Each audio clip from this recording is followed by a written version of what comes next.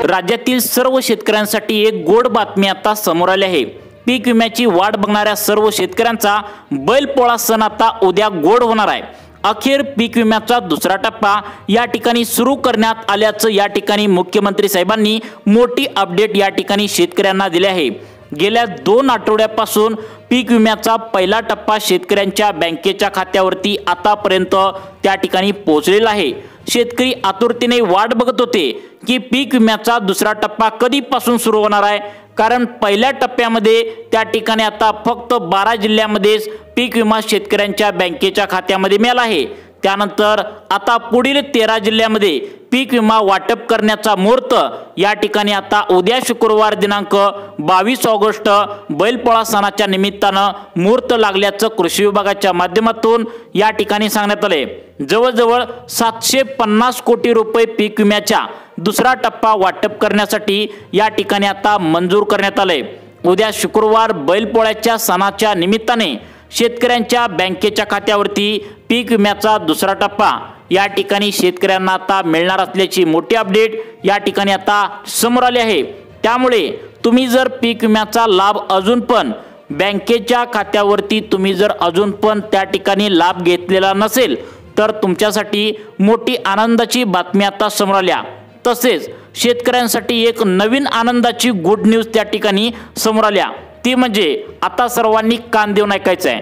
आता 19 August 20 August या 2 दिवसामध्ये ज्या शेतकऱ्यांचं आता पावसामुळे भरमसाठ त्या ठिकाणी नुकसान झाले त्या शेतकऱ्यांना सरकारच्या माध्यमातून सरसकट 100% नुकसान भरपाई देण्याचं या ठिकाणी मुख्यमंत्री साहेबांनी आता जाहीर केले आणि पंचनामे करण्याचे आदेश सुद्धा त्यांनी दिले आहेत। त्यामुळे शेतकऱ्यांसाठी ही एक आनंदाची बातमी आता म्हणावी लागेल। त्यातच आनंदाच्या बातमीमध्ये अनेक भर पडतोय, ते म्हणजे आता बैलपोळा उद्या सण आहे आणि या सणाच्या निमित्ताने पीक विमा तुमच्या बँकेच्या खात्यावरती आता या 13 जिल्ह्यांमध्ये सोडणार असल्याचं या ठिकाणी सांगण्यात आलं आहे। जवळपास मागील 12 जिल्ह्यांमध्ये पीक विम्याचा पहिला टप्पा वाटून हा पूर्ण झालाय। शेतकरी 12 जिल्ह्यांमध्ये समाधानकारक आहेत, कारण त्यांना अगदी 10,000 रुपये पीक विमा काहींना मिळालाय, काहींना अगदी 15,000 रुपये देखील पीक विमा बँकेच्या खात्यावरती आलाय। तसेच ज्या शेतकऱ्यांचं जास्त नुकसान झालं होतं त्या शेतकऱ्यांना 20,000 रुपये देखील पीक विमा त्यांच्या बँकेच्या खात्यावरती या ठिकाणी मिळाल्याचं पाहायला मिळतंय। 2022 ते 2025 पर्यंत हे सर्व पीक विमा या ठिकाणी तुम्हाला आता या ठिकाणी मिळाल्याचं पाहायला मिळतंय। आता बघा, या ठिकाणी तुम्हाला पीक विमा कोणत्या 13 जिल्ह्यांमध्ये सोडला जाणार आहे आणि तुम्हाला त्या ठिकाणी जर तुम्हाला 12 जिल्ह्यांमध्ये मागील मिळालं नसेल तर तुम्हाला महत्त्वाचं त्या ठिकाणी काय विसरले का, तुमचा काय प्रॉब्लेम झालाय का, हे सुद्धा आता या ठिकाणी समोर आलेले आहे। आता बघा शेतकरी मित्रांनो, बैलपोळा सण आहे आणि या बैलपोळ्याच्या सणाच्या निमित्ताने पीक विम्याचा आता त्या ठिकाणी आता दुसरा टप्पा या ठिकाणी वाटप करण्यात येत आहे। शेतकरी वाट बघत होते की पीक विम्याचा दुसरा टप्पा कधी सुरू होईल। अखेर या पीक विम्याच्या दुसऱ्या टप्प्याला मुहूर्त लागल्याचं पाहायला मिळालंय। 2 दिवस झालं त्या ठिकाणी पीक विम्याचा पहिला जो टप्पा आहे तर तो वाटून पूर्ण झालाय। मग शेतकरी विचारणा करू लागले होते की दुसरा टप्पा कधी वाटणार, कारण पीक विम्याचे 3 टप्पे केलेत। पहिल्या जिल्ह्यामध्ये 12 जिल्ह्यांमध्ये पीक विमा वाटप केलाय, त्यानंतर आता पुढील 13 जिल्ह्यांमध्ये पीक विम्याचा दुसरा टप्पा या ठिकाणी वाटपासाठी शुक्रवार त्या ठिकाणी बैलपोळ्याच्या निमित्ताने मुहूर्त लागल्याचं सरकारच्या माध्यमातून या ठिकाणी सांगण्यात आले। त्यामुळे तुम्ही जर पीक विम्याची वाट बघत असाल तर तुम्हाला मोठा चान्स, गोल्डन चान्स या ठिकाणी लागत आहे। आता बघा, उद्या शुक्रवार आहे आणि उद्या दुपारी 4 वाजल्यापासून शेतकऱ्यांच्या खात्यामध्ये पीक विमा या ठिकाणी आता सरकारच्या माध्यमातून सोडला जाणार आहे। तर कोणत्या 13 जिल्ह्यांमध्ये हा पीक विमा सोडण्यात येतोय हे तुम्हाला सांगणारच आहे, परंतु सगळ्यात महत्त्वाची अपडेट आली आहे। यामध्ये सर्व शेतकऱ्यांना पीक विमा पहिल्या टप्प्यामध्ये मिळालेला नाही, कारण पीक विम्याचा पहिला टप्पा या ठिकाणी शेतकऱ्यांच्या बँकेमध्ये जो जमा झालाय तर ते अनेक शेतकरी वगळून फक्त गोरगरीब आणि गरजू शेतकरी आहेत त्यांच्याच खात्यावरती पीक विम्याचा पहिला टप्पा केंद्र सरकारने जो सोडलाय तर तो त्या ठिकाणी पहिला टप्पा मिळालाय। जर तुम्ही गोरगरीब आणि गरजू शेतकरी नसेल तर तुम्हाला पीक विमा सरकारच्या माध्यमातून मिळणार नाही। आता बघा, पीक विमा जो तुम्हाला त्या ठिकाणी आता मिळाला नसेल तर सरकारच्या माध्यमातून 2 याद्या तुम्हाला जाहीर करण्यात आलेत। पहिली यादी लावल्या ती म्हणजे आता पात्र यादी, दुसरी यादी सांगितल्या ती म्हणजे अपात्र यादी। त्यामुळे तुमचं नाव जर अपात्र यादीमध्ये जर गेलं असेल तर त्या ठिकाणी तुम्हाला काय करावं लागणार आहे हे सुद्धा तुम्हाला या ठिकाणी आता पाहावं लागणार आहे। बघा, पहिली यादी अपात्र यादी आहे, दुसरी यादी पात्र यादी आहे। त्यामुळे तुम्ही कोणत्या यादीमध्ये जाईल ते सुद्धा बघणं आता खूप महत्त्वाचं आहे। पहिल्या यादीमध्ये सांगितले की जे शेतकरी पात्र असतील त्यांनाच पीक विम्याचे पैसे मिळतील, आणि दुसऱ्या यादीमध्ये सांगण्यात आले जे जे शेतकरी अपात्र होतील त्यांना पीक विमा काही केल्याने अजिबात मिळणार नाही, त्यांनी पीक विम्याची वाट बघू नये असं सांगण्यात आले। त्यामुळे दोन याद्या त्या ठिकाणी कोणकोणत्या आहेत त्या लगेचच पाहणार आहोत।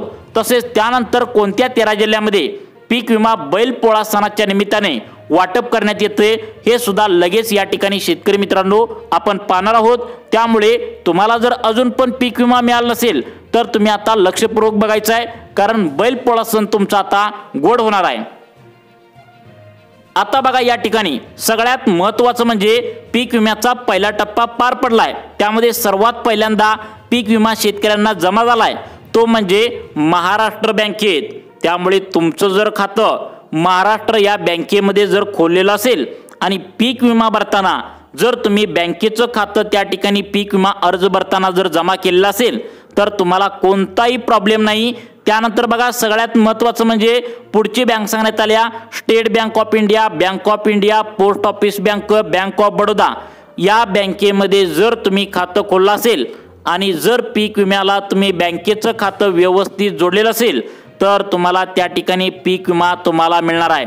पीक विम्याची वाट बघणाऱ्या शेतकऱ्यांसाठी आनंदाची बातमी आता सरकारच्या माध्यमातून या ठिकाणी देण्यात आल्या, ती म्हणजे बैलपोळा सणाच्या निमित्ताने शेतकऱ्यांच्या बँकेच्या खात्यावरती आता त्या ठिकाणी पीक विमा सोडला जाणार आहे। यामध्ये दोन याद्या सरकारच्या माध्यमातून जाहीर केल्या, एक अपात्र यादी आणि दुसरी आता पात्र यादी। तुम्हाला कोणत्या यादीमध्ये तुमचा नंबर लागलाय हे तुम्हाला लगेच समजणार आहे। 13 जिल्ह्यांचा समावेश करण्यात आलाय। या ठिकाणी आता तुम्हाला बघा सांगतो, पहिल्या टप्प्यामध्ये ज्या शेतकऱ्यांना पीक विमा त्या ठिकाणी मिळालाय तर तो कोणाकोणाला जमा झालाय आणि कोणाकोणाला मिळालेला नाही आहे हे तुम्हाला आता या ठिकाणी समजून सांगणार आहे। बघा, ज्या शेतकऱ्यांनी 2022 पासून 2025 पर्यंत या 3 ते 4 वर्षामध्ये कोणत्याही चुकीच्या प्रकारे अजिबात पीक विमा त्या ठिकाणी शेतातील दाखवला नाही, बरोबर त्या ठिकाणी दाखवलाय म्हणजे शेतकऱ्यांनी काय काय केले चुकीचा प्रकार। बघा, आता त्या ठिकाणी नुकसान शेतकऱ्यांचं झालेलं नव्हतं आणि चुकीच्या पद्धतीने पीक विमा उतरवत असतात असे शेतकरी सापडलेत। आता दुसऱ्याची जमीन दाखवून तसेच शासनाची जमीन दाखवून आता शेतकऱ्यांनी पीक विमा भरल्याचं सरकारला आढळलं आहे, सरकारच्या डोळ्यांना दिसलेलं आहे। अशा शेतकऱ्यांना पीक विमा या ठिकाणी आता सोडलं नसल्याचं सरकारच्या माध्यमातून या ठिकाणी सांगण्यात आले। त्यानंतर सगळ्यात महत्त्वाचं म्हणजे पुढचा जो शेतकऱ्यांचा प्रकार आहे त्याला सरकारच्या माध्यमातून पीक विमा देणार नसल्याचं सांगण्यात आलंय, ते म्हणजे तुम्हाला माहितीच आहे, तुम्ही ऐकलेलं पण आहे, फार्मर ID कार्ड ज्या शेतकऱ्यांनी अजून पण काढलेलं नाही त्यांना पीक विमा या ठिकाणी आता बैलपोळ्याच्या सणानिमित्त मिळणार नाही असं या ठिकाणी सांगण्यात आलंय। आता बघा, सरकारने स्पष्टपणे त्यावेळी सांगितलं होतं की त्या ठिकाणी फार्मर ID कार्ड जर तुमच्याजवळ नसेल तर कोणत्याही योजनांचा लाभ तुम्हाला बँकेत मिळणार नाही, कारण फार्मर ID कार्ड काय दर्शवतोय तर तुमची ओळख दर्शवतोय, म्हणजे तुम्ही शेतकरी आहात हे तुम्हाला त्या ठिकाणी ओळख दर्शवतोय। त्यामुळे सगळ्यात पहिल्यांदा तुम्हाला फार्मर ID कार्ड काढला असेल तर तुम्हाला पीक विमा आता पुढे सांगणार आहे, त्या तुम्हाला 13 जिल्ह्यामध्ये आता उद्या बैलपोळ्याच्या सणानिमित्त सोडण्यात येत आहे। आता बघा, सर्वात पहिल्यांदा त्या ठिकाणी पीक विमा जमा होतोय तो म्हणजे महाराष्ट्र बँकेत, स्टेट बँकेत जमा होतोय। त्यानंतर फार्मर ID कार्ड काढलेल्या शेतकऱ्यांना जमा होतोय आणि सगळ्यात महत्त्वाचं म्हणजे सर्वात पहिल्यांदा पीक विमा त्या पण शेतकऱ्यांना जमा होतोय जो म्हणजे पिवळ्या आणि केशरी रेशन कार्ड ज्या ज्या शेतकऱ्यांच्या घरामध्ये आहे त्यांना पीक विमा सर्वात पहिल्यांदा या ठिकाणी जमा होतोय। त्याचं कारण सरकारने सांगितलंय की पिवळे व केशरी रेशन कार्ड आता जे शेतकरी आहेत तर ते खरंच शेतकरी गोरगरीब आहेत, त्यांना 2 वेळचं खाण्यासाठी प्रॉब्लेम आहे म्हणून त्यांना रेशन कार्ड दिलं जातं, म्हणून त्यांना आता गहू आणि तांदूळ मोफतपणे दिलं जातं।